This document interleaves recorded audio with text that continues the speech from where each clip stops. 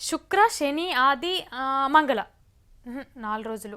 శుక్ర శని ఆది సోమ మంగళ 5 రోజులు. ఈ లెక్కేందనుకుంటుర్రా?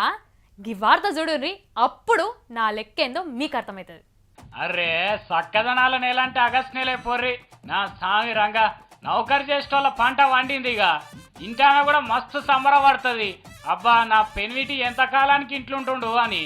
ఈ నెలలు ఉన్నన్ని సెలవులు ఇంకే నెలలు లేవు. మరి వరుసగా సెలవులే సెలవులు. లెక్క చెప్తా ఇనూరి కావాలంటే 15వ తారీఖు శుక్రవారం నాడు జెండా వందనం సెలవు. అగర్చే ఆ రోజు ఎవరన్నా ఆఫీసులకు కాలేజీలలో పోయినా కూడా జెండా ఎగిరేసి మిఠాయిలు తిని ఒక గంట సేపు ఉండి మళ్ళీ ఇంటికే వస్తారు. కాబట్టి సెలవే. ఇక శనివారం సాఫ్ట్వేర్ కంపెనీలు షాన్ ఆఫీసులు బంద్ ఉంటాయి.